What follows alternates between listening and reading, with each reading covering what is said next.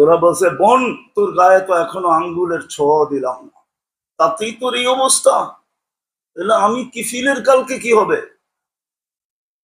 টাকার থৈলি তোকে দিয়া দিলাম, আঙ্গুলের ছোঁয়া তোর গায়ে লাগাবো না, কিন্তু একটা অনুরোধ করব যদি তুই রাখিস। বলছে সেটা কি? বলে হাত দুটা উঠায় চোখের পানি দিয়ে আল্লাহকে একটু বলা দে না যে আমি তওবা করলাম, আমার তওবাটা যেন কবুল করে। ওই রাত্রেই কিফিলের মৃত্যু। ঘরের দরজায় লেখা উঠছে কদ গফার আল্লাহু লিকিফলিন, আল্লাহ কিফিলকে মাফ করে দিয়েছেন। মজলিস বেশি লাগে না, একটাই যথেষ্ট। যদি শোনার মতো হয়,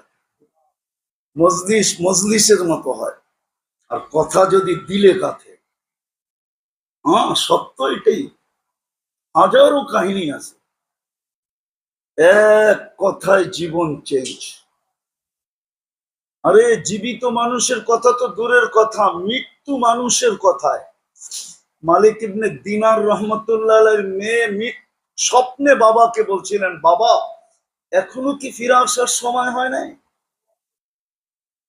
কোরআনের এক আয়াত শুনায়া দিয়েছেন যার অর্থ এখনো কি মুমিনের ফিরে আসার সময় হয় নাই?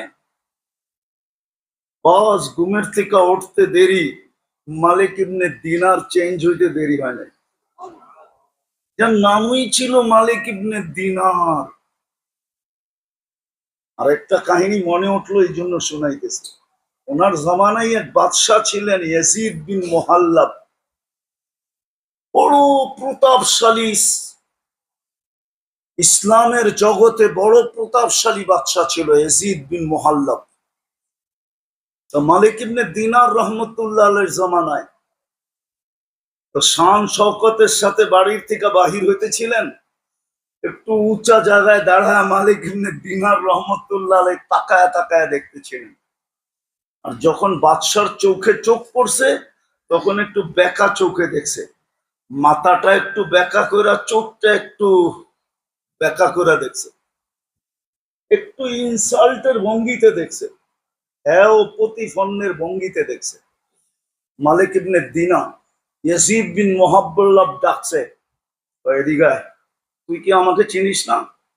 তো বলতেছে তোমার চেয়ে আমি তোমাকে ভালো চিনি, তোমার চেয়ে আমি তোমাকে, আচ্ছা আমার চেয়ে কেউ অন্য কেউ আমাকে ভালো চিনতে পারে?